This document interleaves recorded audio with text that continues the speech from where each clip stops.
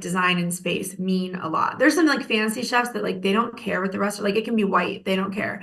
My restaurant group is called No White Plates because I literally want to make that all go away. I think the atmosphere, what you're eating on, what you're looking at really matters to the whole experience, not just what's on your plate.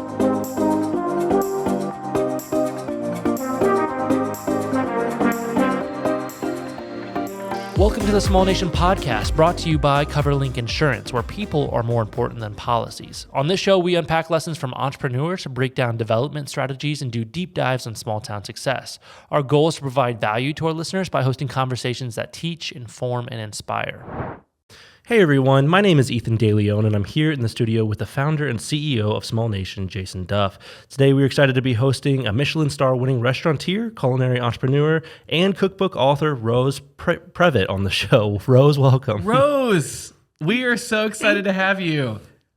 I am very happy to be here. Thank you guys for having me all the way from Los Angeles. I love, well, so you have to tell us, you're in a, for those that are listening, they don't have the pleasure to see us on YouTube right now, but tell us about like, what are you doing in LA right now? Well, I have actually lived between LA and Washington, D.C. for 7 years. So they call it bi-coastal. I don't love the way I feel like it sounds pretentious, so I don't say it, but it is accurate. I've gone back and forth for about 7 years.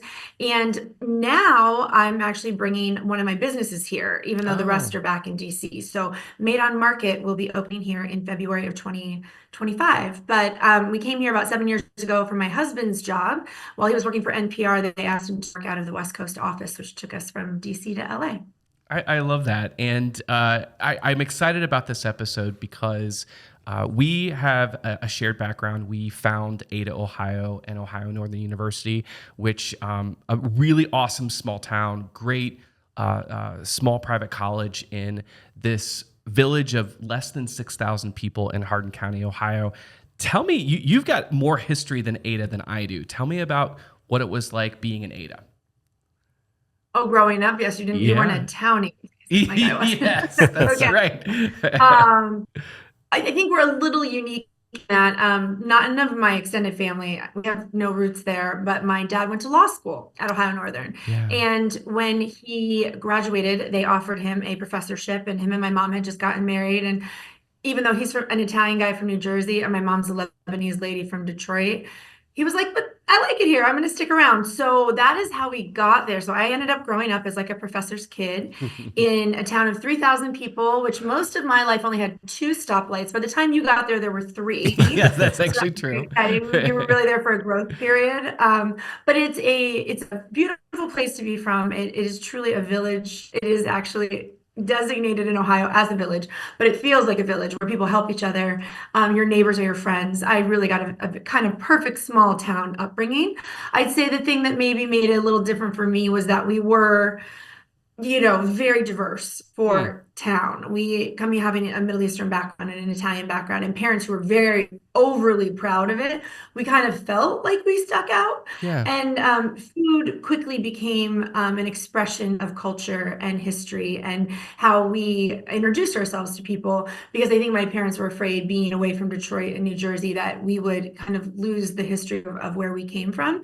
And I have 3 brothers, and all of us, quickly learned to cook with my parents in order to sort of pass on the culture. And I should say everyone was very kind. I don't have a sad story of like getting bullied for this or anything. Everyone was always like very welcoming. And by high school, my house was like the house to eat at, once kids started to care about food. But growing up, it was a very small town upbringing, but with a very diverse kind of background. And you mentioned your dad being a professor, and one unique thing of me getting to know him, he was leading up the international student population at the university. Is that right? Yeah. Yeah. So, I mean, you got introduced to all kinds of cultures and people probably by default because of that. Oh, that makes me happy. I'll let him know you said that. Because, it's a very, again, in a place, especially when he was first starting out in the late 70s, early 80s, there weren't any restaurants for folks, international students, to go to. And my dad made our house like the de facto cooking location for all international students, because it wasn't, you'd have to go to I don't even think Columbus had much as far as international restaurants at the time, right?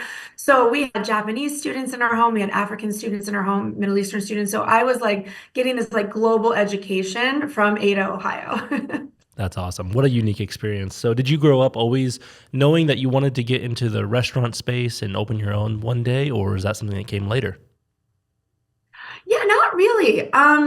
My mom started sort of like catering out of our house, Middle Eastern food. Mm. Like this whole expression of like constantly educating. I would go to the county fair. I went to the Hardin County Fair every year with her. Yeah. Yes. We did cooking demos at the fair because Oh. she had come from Detroit and saw all these farms because she was, had a very urban upbringing. She came to Ada with my dad, and she was like, I see the sheep, but there's no lamb to buy at the grocery store. Like, I don't Right. understand.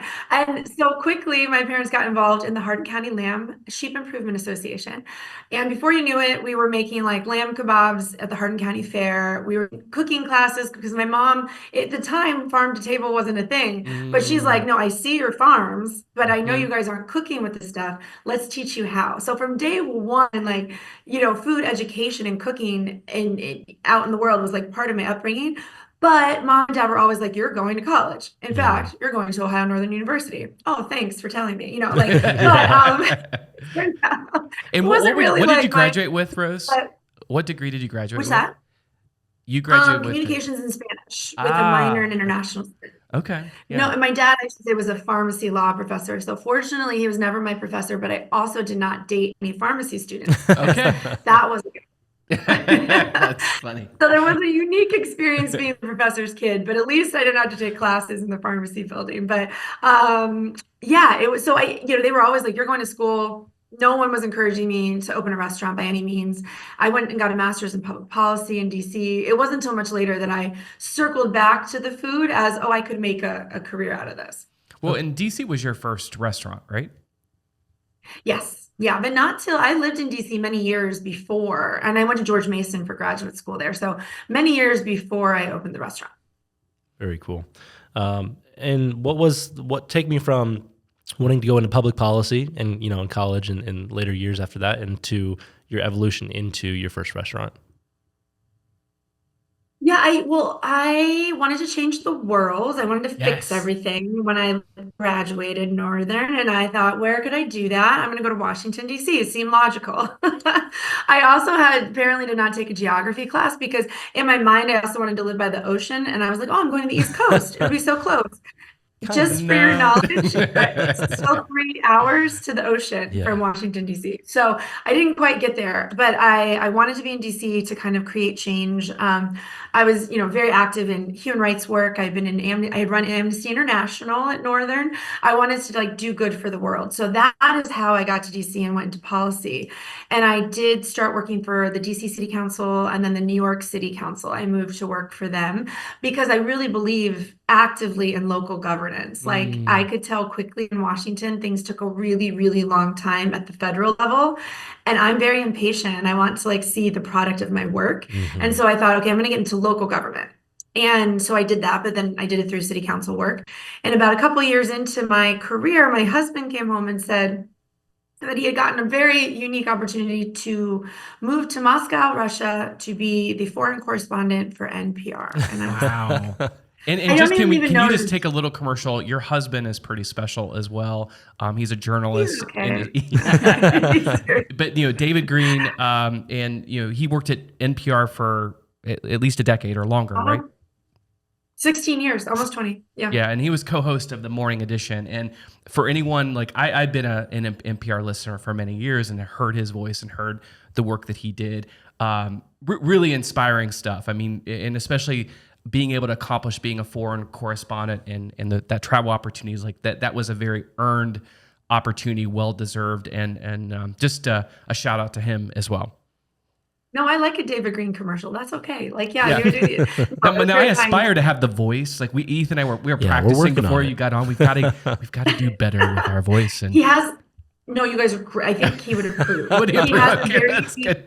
radio voice. It's insane how, like, yeah. And he was I should also say, a newspaper reporter when I met him. He wasn't always using his voice in radio or podcast. He is now, though. And yes, he was a White House correspondent for the Baltimore Sun when I met him. And then Okay. he was the White House correspondent for NPR until this foreign correspondent job came up. And he'd always wanted to be a foreign correspondent. As newspapers have shrunk, there's been less opportunities, right? Because they're very expensive to have foreign bureaus, but NPR was really dedicated to keeping them. And so it seemed like a once in a lifetime opportunity. Russia was not at the top of my list of places I wanted to live. I had studied abroad at Northern in Spain, and Spain, I'm good, right? And so Right, I think in my naive brain, I was like, oh yeah, Russia, I'll just like study abroad. I don't even know what I was thinking. It's probably better I didn't know. Yeah. But how what an hard it was gonna incredible be. experience, especially, even fast forwarding to today and seeing, how everything has been unfolding with Russia and Ukraine. And I look at your background and I imagine you've got a pretty interesting perspective of when you were there 15 years ago. And even, we know that politics is divisive. We know that countries, there's lots of conflict in the world. But I love what part of your story is like tying together how food brings people to the table. Yeah, and I think that became even more apparent while we were traveling because I was familiar with it within my family, right? But I hadn't really experienced it at an international level. And then while we were living in Moscow, we were able to travel everywhere. And I quickly connected like food and memory and storytelling to kind of everywhere that we went.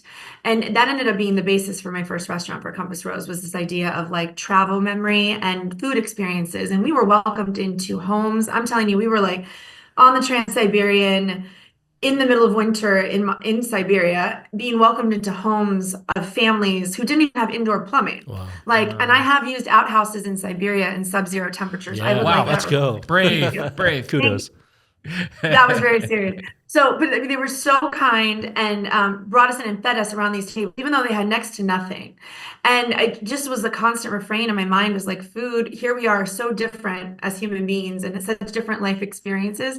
But at this table, we're connected and we're the same and we're vulnerable and we're letting our barriers down, and like all of our walls and we're connecting. And I think food gives you a very unique opportunity to do that most other things in our daily life don't. So for a lot of small business owners, they maybe have an idea that they want to start a restaurant or they want to start a boutique or a retail store, and they find the product. So like they work on the menu items or they work on curating the right inventory, but maybe they don't spend as much time on the brand or the why. And one thing that I think you have done so well is you began, I think, with answering the questions of why are we doing this? Can you speak to a little bit of that or any advice that you have about that as you built your restaurants and your brands?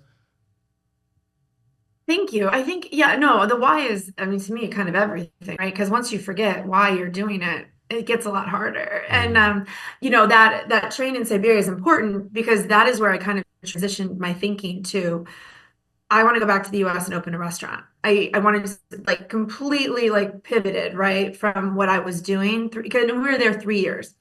And it took those 3 years of kind of soul searching. And I was very privileged to have that opportunity. I couldn't work. I couldn't speak Russian. I couldn't get a visa to work. So I just was traveling, kind of following my husband, which was not something I had planned to do. I wanted to have my own career and my own identity. And I felt like I had lost it. And so I was really searching for like what would bring me joy and what would give me purpose back in the US. And it really, again, all that travel and time, it was kind of like an eat, pray, love moment. I know that sounds a little cheesy, but I was like, wait a second, I love bringing people together around a table, around food. Like, so why don't I just do that? Like, why don't I open a restaurant? And so, deep down, maybe I had always wanted to do it or thought I'd do it later in life. But again, parents were not encouraging it. I felt like I had to get a degree, and something about that moment told me that like later is now. Like go back and just do it. And I mean, the why was just to continue that celebration of culture and connection that it started at my family's dinner table in Ada, goes all the way around the world, is actually the same everywhere in the world. At the end of the day, that's what everybody wants, just security, food on their table. I was living in a country where that wasn't common, right? People were constantly had to worry about where their food was going to come from. And knowing I could come back to the States and I had this enormous privilege of being able to have a small business. I should also say that one of the other things about Russia outside of my experience with like food connecting us was the lack of small business. And I would walk around Moscow and I was like, what's wrong here? Like something's missing. It took me a while. And I'm like, there's no small businesses. Like you don't just walk into a little boutique. You don't walk into many cafes. They're always owned by like big restaurant groups. And then you quickly realize the big restaurant groups have all these connections to the government and they're paying people up. And an average 30-something-year-old woman could not just open a restaurant. And I was like, that is a privilege of being American. Yes. I'm going to go back and do that. Yeah. And Wow. so Yeah. I really started to value small business and like take on the risks. And it was hard as hell. I didn't know what I was doing. I had to ask a lot of people. I had to make a lot of mistakes, but I don't think the why ever left me. It was like, this is a privilege that you have that most of the world does not have. So use it. And then the other one was just the why of like nothing is more important to me than the energy that's created when people are in the same space, being very real with each other. And I wanted to create that every day. I love that in the way you speak about it, you can sense how authentic and genuine you are about it. And also, I respect that you are, open to saying these are my weaknesses. Like I didn't know all the steps of opening up a restaurant and negotiating commercial leases and working on construction contracts. I mean, all those. There's literally a billion items when you're building something from scratch to something significant. But you had the courage and to move forward. Can you speak a little bit like what gave you the confidence and courage to start that first restaurant? And now, we're moving on to restaurant number 6, I believe. So like, you tell me more about what gave you the confidence to do that. It's funny. I don't even know if I started with a lot of confidence. It's funny. I started with a dream. I know it sounds a little cheesy, but it was just a dream and it was a vision. And I really had in my head what I wanted it to look like and what I wanted it to say, like what I wanted to say to people. And I just used that as like a guiding light. And then I just started talking to people because there is no book. Anyone that owns the food business knows there is no like 101 for opening a business. No one's like, oh, you can get a business degree, sure. But we all know if you want to be an entrepreneur of a small business, that's like a degree in itself that no one ever offered me anyway, So you have to figure it out. And I'm so grateful to so many people that just sat with me and answered my questions. My now business partner, I was a boss of mine at a bar in Capitol Hill where I had bartended in my early days in DC. And I just walked into his house with a 6-pack of beer, sat on the floor and said, like, could you please tell me how to do this? Because he owned a couple bars. And I just started writing down notes. I still have them somewhere probably. Yeah. And it was just little bit by little bit. So I have a partner, obviously, in David that was amazingly encouraging. So I cannot, say enough how important it is to have someone like that as a cheerleader. But there were dark days where I'm like, this isn't going to work. I'm going to lose this money. How the hell am I going to pay everybody back? I'm going to disappoint all these people. But it was like equal parts, probably like passion and perseverance, and like some of it being naive, like actually not knowing how hard it was going to be. I don't know. I think like if I really understood it, maybe I would have been afraid. But I just went in like, this is going to do it. Nothing is going to stop me. But I actually think it's when the doors open that it gave me confidence I had never had before. When it actually did work and people came in and it all came together, I'm like, oh, you figured it out. And it gives you confidence to do so many other hard things in your life because other things don't seem as hard anymore. Yeah. When did you kind of realize after you got the restaurant opened, and this would have been Compass Rose, how long did it take you to realize, like, I actually think this is going to make it and I'm going to stay in business? And then what was the step to then say, hey, I want to take this passion that I have and open up other restaurant concepts? It was probably like a year. I mean, before I felt like this is not going to fall apart around me. And I don't know why. I remember the year mark very distinctly because I didn't leave the building. I have to say, I was there every single day from 2014 to 2015. And I remember the very first trip I took and left the building. And that is the moment I was like, it's okay without you. It is okay. It's like a child, is it not? I mean, that's the analogy that I have. Like, it literally is like you're taking a baby and moving it through, infancy to adolescence to adulthood. And it's messy. It's not perfect. Like if people could see the behind the scenes, and this is why I appreciate you just sharing so authentically about like, actually this was really hard. And, I didn't have all the answers, but I sat on the floor and and the other thing I think you're good at, and I just sense this, you're good at asking questions. And I think that's another thing that some folks maybe because they get embarrassed or they don't want to feel like, it's an inappropriate question. Like I've just found with people, especially other business owners, like just asking the question, they're like, yeah, I'd love to share the behind the scenes of what I learned and how I figured that out. Yeah, I think for some people it's actually therapeutic because we don't stop very often in restaurants or in any small business. We're just going, we're surviving like all the time, and we forget to stop. So sometimes when people ask, you're like, yeah, great, I'm happy to tell you. And it turns out when you ask, they usually answer. And it's also, I think I learned better that way. Like I was an okay student, I wasn't the best, but I don't even know if I realized I was like 100% smart. I don't know if I believed it until Compass Rose worked because I wasn't and straight A student. It turned out that like my way of learning was very hands-on in real life, which is why a restaurant is perfect for me. Like there's labor, like it isn't like studying and producing a presentation the next day, but there's something about it that helped. And I learned through asking questions. Like one-on-one contact was way better for me than like traditional book learning and test taking. So yeah, I definitely encourage people to ask as many questions as humanly possible. Yeah. And it's no secret that the restaurant industry is one of the harder business models to follow, right? Yeah. As you're getting started. So what are some of those things like with your restaurant that maybe if someone is listening now, this is how I'm thinking about it, and they're thinking about starting their own business, what were some of those learning curves for you that you would encourage people thinking about starting a restaurant to start planning for? It's one of my biggest challenges was, the investment, asking for money, right? Because I didn't have it on my own. Mm-hmm. And at first I just kept like approaching it like it was a favor or something. And one day I'm like, Rose, if you don't sound like you believe in yourself. So if you don't believe in yourself when you ask, why would anybody else believe in you? Wow.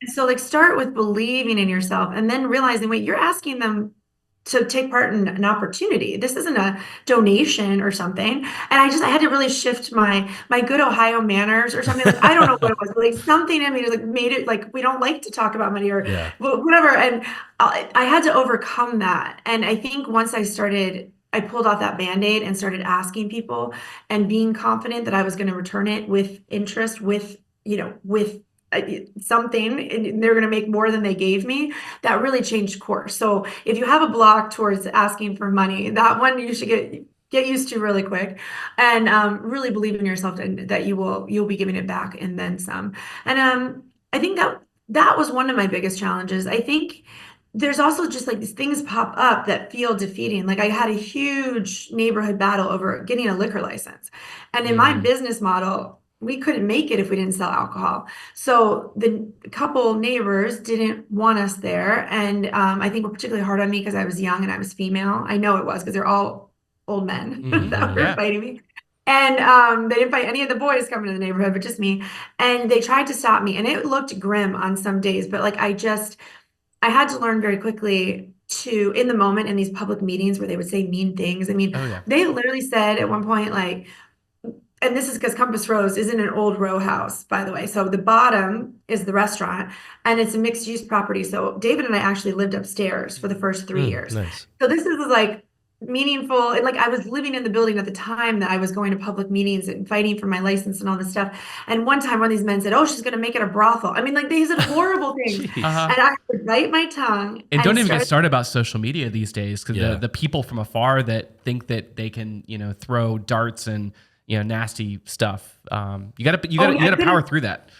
We didn't, well, this is to my face. This is really, when we're in the same room, I almost wished it could have been online at that point. No, I'm glad I didn't have to. But it was hard. And that was what I learned. Like, okay, focus on the end game. If you're on a chat, like there were these instant reactions. I wanted to yell, I wanted to defend myself. And I focused on what I really wanted and how it was best to get it there. And I started to make those decisions, like what's best for the business became a mantra. Like there's how I feel in this moment, but it's like, I actually have to do what's appropriate for the business. And that really shifted my thinking. And like, I don't know, there was a maturity there that I didn't have before that quickly my decision-making process was based on something else, which again, to your point, is like having a kid, right? All of a sudden you're not making a decision for yourself. You're making it for this other person. In this case, for me, it was the restaurant. And so, I think that, and, I think don't use money. I can't, I'm going to go back to money as a reason not to do it. Yeah. I did find it. I didn't have it all at the beginning. I started without having enough, and the money will almost always come, truly. Granted, it's very, very difficult, and it's not an equal playing field for everyone. It's harder for women. It's harder for people of color. It's definitely hard, but I just feel like it's so easy, especially with like the dream of opening a restaurant, you can find a million excuses not to do it. So it's really just talking yourself through it and be like, if you really want it, don't listen to the voices. I don't know, probably twice a week, people would say to me, Rose, do you know that Anthony Bourdain said 9 out of 10 restaurants fail. I'm like, oh, thank you. I had no idea. Yeah. And How encouraging. I don't know who made him this authority on everything, and so God rest his soul. Yeah. But anyway, so, you just these voices of doubt, everyone thinking they're doing you a favor, but actually terrifying you in the process. And it's like, block out the voices. If you really want it, block out the voices. Yeah, I love that perspective. Can you speak to, you talked about places and the neighborhoods that you chose and the types of properties and the importance of that. But we also spend a lot of time in the podcast talking about people. And can you share a little bit about along the way as you set out and created your vision and you built kind of the values and the culture for your first restaurant as you moved into the second restaurant? Who were some of the people that joined you along the way that has helped you build and grow and scale your company?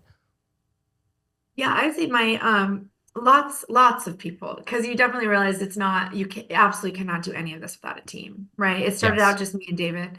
My old boss who became, who really taught me business on the first, small business on Compass. I brought chefs in along the way who helped really formulate things. I didn't do all that by myself. Like, I had a base of what I wanted. Compass was going to be international street food. It was going to be reminiscent of the whole world. Maidon, the second restaurant, was going to be very much my story of culture and Middle Eastern food, doing it on fire and like the most ancient way that you can cook. Like, that was my base, but I brought in folks to travel with me and learn the food and help me make the menus. And then, I have now managers. The only way I can be in 2 cities is because I have an amazing team back in Washington, and my director of operations is like my right arm, and I couldn't do it without her. And it took us time, it took trust, it took really working together for mutual trust to evolve to the point that I could really step away and say, this is going to be okay without me here every single day. But those folks, the chefs, the managers, could never be done without them. And not to mention then the people that support you. All my restaurants survived COVID, which is crazy because they're small, but it was the people in the neighborhood and the community that came out for us. And at the base of every day, that's who we're doing it for, but that's who kept us alive in that horrible time. All right, at this time, we're going to take a quick break to hear a word from our sponsors. Come check out 600 Downtown Pizzeria in downtown Bellefontaine, where they cherish the art of making the most authentic, unique, and delicious, world-famous, and award-winning pizzas. Their team hand-spins each pizza the old-fashioned way and only uses the freshest of ingredients. Come see why they were featured on the Food Network. If you are looking for a dynamic workspace in the heart of Bellefontaine, look no further. Build Co-work & Space is your destination for creativity and collaboration. With state-of-the-art facilities and a thriving community, this is where innovation happens. Join them today for as low as $99 a month and build your success at Build Co-work & Space. Rose, the statement, people come into your life for a season, a reason, or a lifetime. Do you resonate with that statement? And have you had life experience about that as you built your companies? Oh yeah. Oh, like I like a big amen. I don't even know what to tell you. It is for sure. There not a lot that go with you on the whole journey, and that's okay. And that's okay. And knowing it's okay. And some of them hurt more than others, right? But I really do believe that when they're supposed to go. In my case, I've been told I hold on sometimes to folks too long. And usually the universe comes in and is like, nope. They got to move on. Kind of dramatic has to happen. And like, I talk to people in the restaurant industry because you kind of start out as a family. And you got to be careful about that definition of family and company. And this is more self-serving to me because I struggle with it because, when they do depart, and sometimes they're in violent ways where it could be a theft in your organization. It could be a violation of your trust. It could be abuse of drugs and alcohol. Like I wish you could do like the Spock mind meld to like share. This is a journey, but when you reflect and work through the emotions of it, you're just so thankful for those people that maybe were there for a month or two that got you through that problem. And now they're off doing bigger and better things. And your organization may be better because of it too. Yeah, I think, and I also contribute this to coming from a very tight family unit, but also being a little sheltered in my very kind town. I don't know if I was prepared for the city in the way Yeah. I maybe should have been. So I didn't have the boundaries the kids talk about. I will say that's probably how, day one, it was all family to me too, to the point that they were in my literal house every day, and I thought that Yeah. was normal. And I things have changed. I also don't let anyone use the term family, and I had to learn that, Jason. I like to say it's summer camp. Oh, You're I like here, that. you're gonna get real tight for a while. It's gonna be real special, but then you're probably gonna go, at some point with that, and that's okay. So that is my comparison. I try to avoid the family because you bring that dysfunction, like families are dysfunction. We don't want your dysfunction. It's work. We got to separate it. But I 100% understand. I learned all of that the hard way. And I will say in particular, the manager I was telling you about, she came from years of rougher restaurants than mine, larger, tougher staffs. And she really taught me how to like keep that closeness, but also keep the distance that is healthy and necessary. So she came in to teach me that too.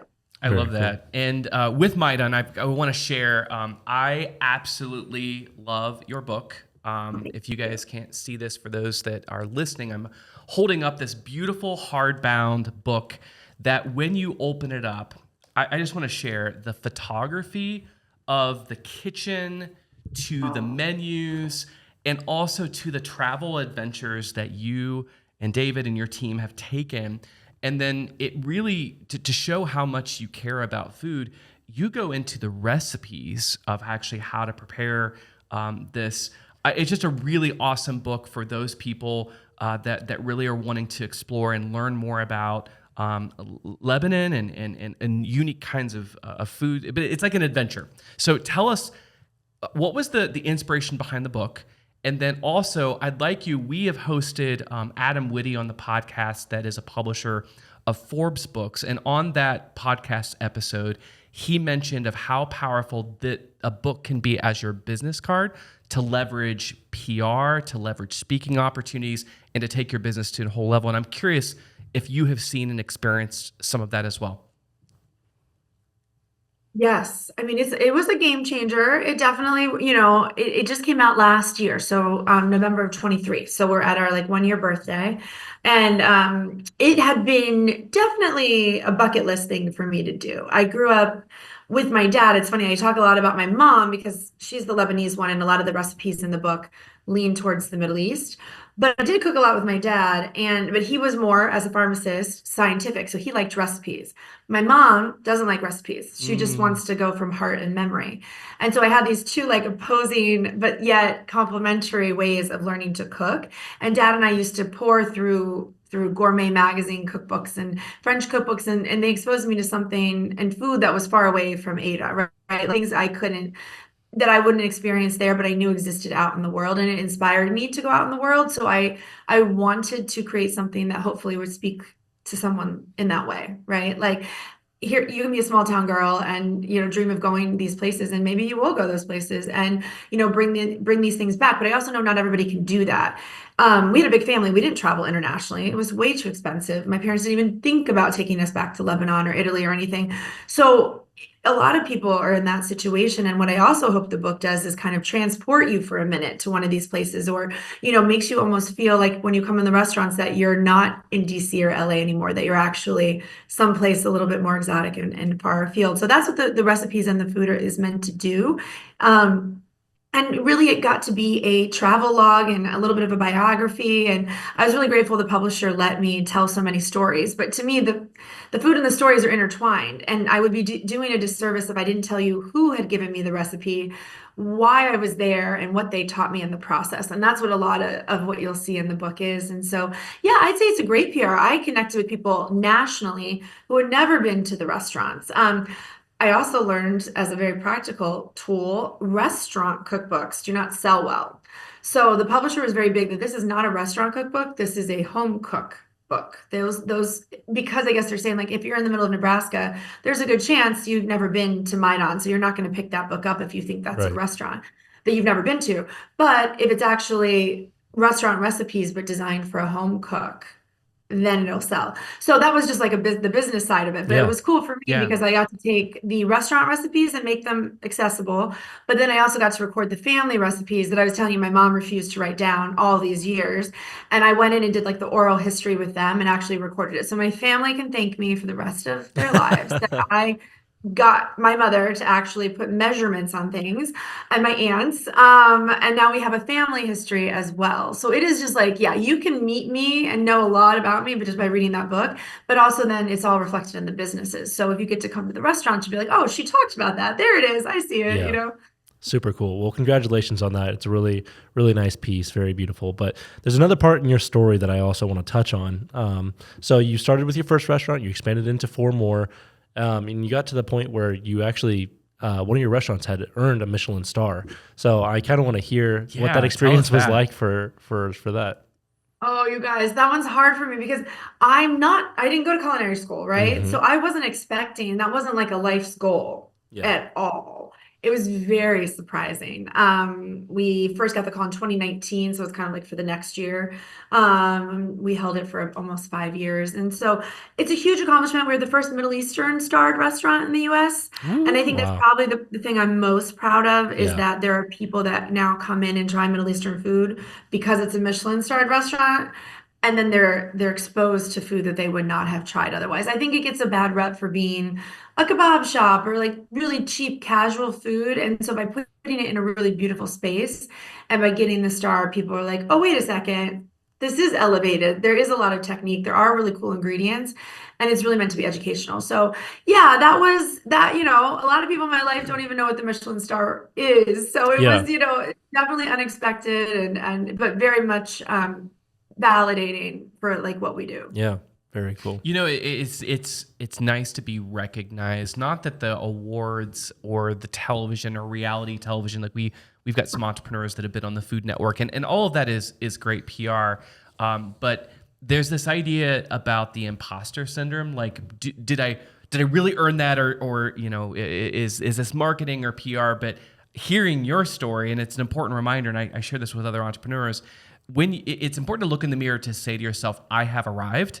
And, even hear in your voice, it's like, well, I'm not classically trained as a chef. Well, obviously, you have thinks you're skills. good. Yeah. Yeah. And that's the thing I think to remind to everyday people is just because you didn't have that traditional path or pedigree doesn't mean that you can't do it. Mm-hmm. Yeah. Yeah. Oh, absolutely not. That's it. There's no script. Right. Like that goes back to like the limiting things you can tell yourself. Like, I don't have enough money. I don't know how to do it. I didn't go to culinary school. And you just got to blow through those self-doubts if you really truly believe that it's what you're supposed to be doing. 100%. And then you've got a few other restaurant concepts. I want to get through them to tell us and describe what's unique or how you iterated these new concepts. So we've got Medina and then the Kirby Club. Can you share a little bit more about those? Yeah, well, Medina's the newest, and it's right across the alley. So Maidan is on a little alley, Okay. no cars, kind of pedestrian. You walk right out the door of Maidan, you can walk right in the door of Medina. Medina means city in Arabic, and it's a very popular way of saying like, place of commerce in North Africa. So I discovered the word in Morocco. They also use it in Tunisia, Algeria. It's very popular. I love this idea of just people coming together again to buy food, to eat food. Usually the Medinas have a marketplace where you're buying vegetables and meat, but you're also buying falafel or shawarmas. And, it's all kind of this cacophony of like life and sound. And that's just really what I always want all my places to feel like. So Medina was appropriate. The menu there is a little bit more North African. And then it's cocktail focused. So it's also a little bit more relaxed. Because of the Michelin Star, Maidan can feel a little fancy and stuff, but Medina is very relaxed. It's small and hopefully very comfortable for people. So it was a nice little addition to Maidan. Whereas Kirby Club is a suburban concept. It's actually in Virginia. So you travel about 40 minutes from Maidan's front door, 30, 40 minutes, and you arrive there. There's actually huge immigrant populations in DC suburbs. It's amazing. The food, like there's Eden Center in Arlington, Virginia. It is a all Vietnamese mini mall of restaurants and stores, and but it's all outside the city limits. So when Oh, you yeah. actually get out there, diverse food is not as hard to find. And so it seemed like a good fit for us. And Kirby Club is a more kebab focused and more of my American Lebanese experience. Like Maidan is so traditional, it's like very by the book. Where at Kirby Club, we do fun things like shawarma sliders, like you have like what looks like a little hamburger, but it's actually like shawarma meat with these like spices that you wouldn't get in a regular slider, right? And the base is lamb instead of beef. So we do fun things like that because it's a little bit more my experience as an Arab American. So yeah, so those are there. Though Compass was the first, and LA will be again a slightly different but a little bit the same concept. Very cool. Very You tell us about the LA concept a little bit. I know you're sharing a little bit with us before the show, but I'd love for our listeners to hear a little bit about that too. Well, if you get to LA, I hope you guys will all visit. It should open in February of next year, almost here. And it is a 10,000 square foot warehouse. And in addition to putting a second Maidan in it with a large live fire, we are also bringing in a few small LA businesses, food businesses. One of them is a Oaxacan, so a Mexican American business that until now did not have a brick and mortar space. They were cooking only on Friday nights in outside. And Wow. I wanted the space to be a little bit incubator, but more than anything, just kind of creating a little village under one big roof where small businesses can share resources. And hopefully it lowers the barrier to entry for businesses like Ponchos, where it can be very hard to navigate not only raising capital, but dealing with the permitting system and the government and liquor licenses and all of these things. And I knew how hard it was for me. And what I fear is as the price of living and doing business in cities raises, businesses like mine will be extinct. And so my lesson from COVID was if we band together, we'll maybe survive. And so I'm putting a bunch of us under one roof. It's going to be kind of like a little bit dorm, we're all going to share space. Yep. But the idea is that we all help each other, and that will hopefully be a great addition to a central part of Los Angeles. So, here it's like East Side, West Side. There's like a lot of drama about like visiting friends across town. This is actually like in the middle. So I hope it becomes a meeting place for people all over the city. And LA traditionally has not been the downtown itself has not been a destination for a lot of what I would say tourism. Now, if you get out to the suburbs, and of course, we were talking earlier about some of the waterfront areas, and that, how did you kind of arrive at your location? Because finding the right real estate, and it sounds like, and maybe that's in general of a lot of your markets, it's like location, location, location, and then getting the right concept in that particular location. Yeah, that was, and that's also another thing that could stop you from doing it, right? Not knowing how to find the real estate. I didn't know who to go to at the beginning. When I found Compass, it was very serendipitous that I found the real estate broker that I did and managed to find a mixed use house, which was like completely unexpected. Now I do understand a little bit more about developers and real estate. And I had a developer from DC approach me about their businesses, these buildings that they bought here in LA. This is like, oh, we know your work, but now we know you also live in LA. Would you look at this space? And then I feel I'm big on the space. Like it has to have an energy. It has to have a vibe. Typically, I do old spaces and make them restaurants. Yes. And it takes longer. It's more expensive, but it's very special to me. I like bringing the old into the new. So that is definitely a value that I just have. Like design and space mean a lot. There's some like fancy chefs that like they don't care what the restaurant, like it can be white. They don't care. My restaurant group is called No White Plates because I literally want to make that all go away. I think the atmosphere, what you're eating on, what you're looking at really matters to the whole experience, not just what's on your plate. So I have a very big platform about that. But yeah, the other thing about the neighborhood is my places are meant to be neighborhood. And so this West Adams neighborhood in LA, it's very residential behind the commercial street that I'm on. So it's like one big street, West Jefferson, former factories, very industrial, but behind it, tons of like single family homes and people who just want a place to come together and gather with their kids and their dogs and their neighbors. And they don't have a lot of that right now because this neighborhood hasn't been as developed as like Beverly Hills or Santa Monica. But it reminds me of 14th Street in Washington where Compass Rose is. Same, very similar vibe. And I just feel like it's the right place for us. I'm really excited. I that's great and excited. I'm actually getting hungry just thinking about all these places. So looking into the crystal ball. Can I say one quick thing about real estate though?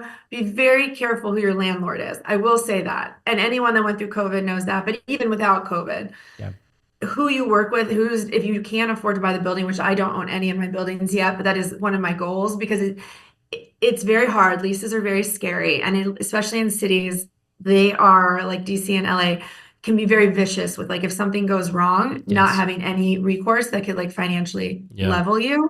And so I cannot emphasize enough if you are looking into a space, especially for a restaurant, be very careful who you sign with. Great advice.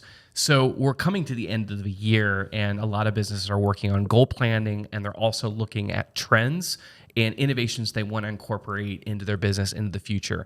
As you're thinking about your restaurant operations and in food, beverage, and hospitality, what are some of the trending things that are on your mind that you're thinking about for your group as you look into the future?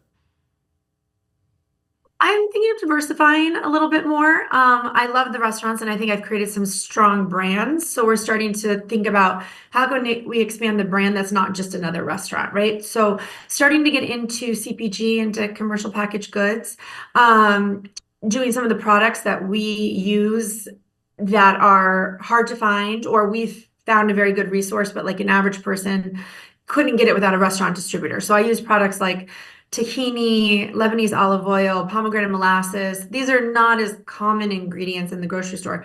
So I'm starting to look into packaging my own and then selling them in the restaurant, but maybe selling them online, maybe selling them in grocery stores. So it's still like food adjacent, but it's not just another brick and mortar restaurant. So, and then more people can access the things that they love when they can't get to the restaurant too. So looking into that, and there's a lot of brands that after they have a few units do start to look into this. A lot of people want to be in Whole Foods or grocery stores as well. So looking into getting some of like our dips and spreads, some things that are refrigerated, like hummus and baba ganoush and muhammara, things that could be like dips and stuff in the cold section, trying to get that into local grocery stores. So stuff like that. One of the trends that we're seeing a lot of is, low alcohol content or NA beverages becoming very cool and a great alternative that they weren't in the past. Like if you weren't drinking at a restaurant, wine or beer, like your option was like soda or water, right? We are so far past that. And it's been really cool. I'm really proud of our non-alcoholic beverage programs. And I think that's a trend I hope we keep seeing into the future. I think we will. So those are a couple of things that jump to mind.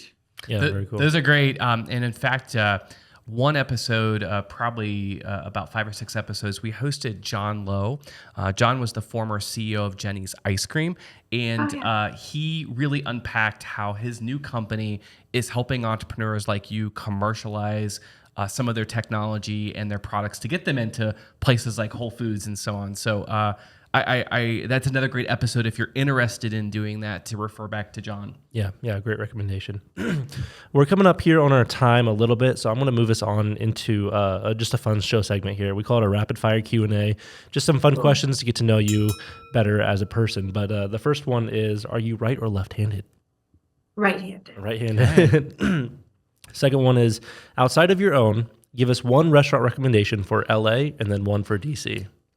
Hard when there's so many. I know. That's why I said one. In DC, there's a place called Anju, Anju, is Korean. It is in sort of DuPont Circle-ish, Adams Morgan.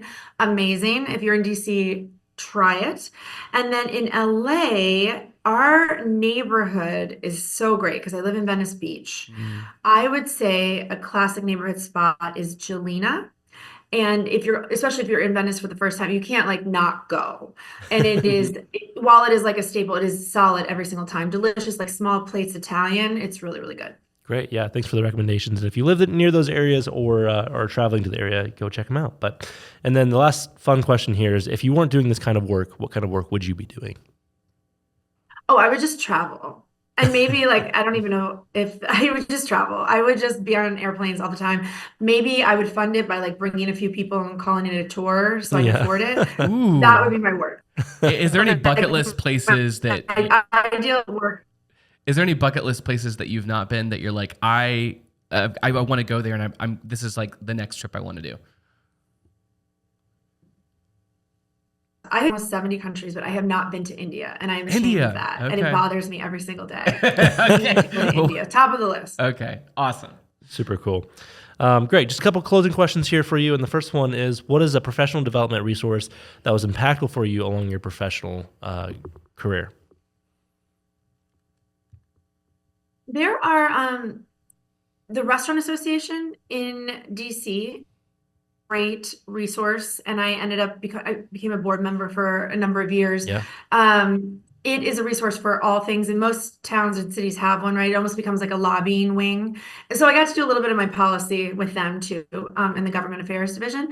So the Restaurant Association of Washington, D.C., there's a version of that here in LA that I'm starting to get involved with, but I would do that. And then, business-wise, I think for all industries, I have always been a fan of Zingerman's business programs out of Ann Arbor. If you know, they started as a Jewish deli right by University of Michigan. I know that you guys are Ohio-based. So Yeah.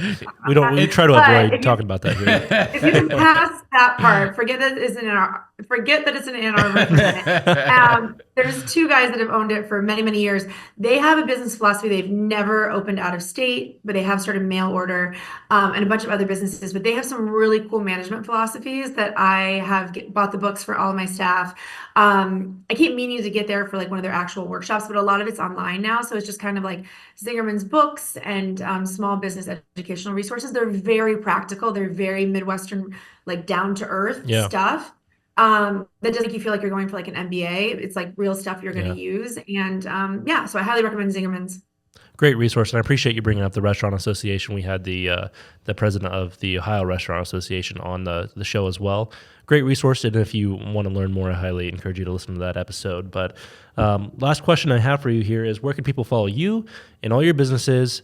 I'll answer for you real quick. Everything's going to be linked in the show notes or the description of the video, from her book to all the restaurants if you want to check those out. But where are you online if people wanted to follow you and learn more?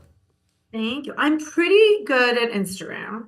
Pretty good. Okay. I definitely could be better. But it's just Rose Previte. I'm the only one. Most other Rose Prevites are like 90, so they're not really on Instagram. It's like a very old lady Italian name, so like we don't have to worry about that. So you can easily find me, and you can link to all my restaurants from there. I should give a little shout out. I also have a little wine company called Go There Wines, which is all direct to consumer. It was a little project David and I did together during COVID. So I should give it a shout out. So if you're online, please look it up. That means you can get some of these cool wines that are only served at my restaurants, but you can get them mailed to you, and they ship to Ohio. There's like 4 states that you still can't ship wine to, but Ohio is not one of them. Boom, so, great job. Right up Jason's alley. Yes, there, so. I will be looking that up. So thanks for mentioning that. Rose, I can't believe we filled almost an entire hour here of great content. Your story. And then we keep talking. You guys are great. Oh, that means so. Your story is so inspiring. The restaurants, the places that you've chosen, the people that you've curated and taken along with your journey. Just thanks for sharing with us. And I'm going to give one more plug. This beautiful book, Maidan, all the local booksellers that you shop and buy at and available on Amazon. Go get the book. It is really beautiful. It's a great journey. It's a lot of fun, and I think it will inspire those entrepreneurs that are listening. Maybe on the sidelines, you've been thinking about moving from that food truck to that restaurant, or you know someone in your life that like is really passionate about food and cooking and people. Listen to this episode, buy the book, and go out and make a really positive impact in your neighborhood. Thank you, guys. Thanks for joining the show today. I hope we see you in the restaurant soon. Yes. Yeah, absolutely. Thank you. Thanks for tuning in on this episode of the Small Nation Podcast. We hope that conversation proved valuable to you. And if you enjoyed it, be sure to share the episode and follow the show on Spotify, Apple Podcasts, or your favorite podcasting platform. You can also subscribe to the Small Nation YouTube channel if you prefer to watch your episodes. Follow Small Nation on social media, and we'll see you in the next episode.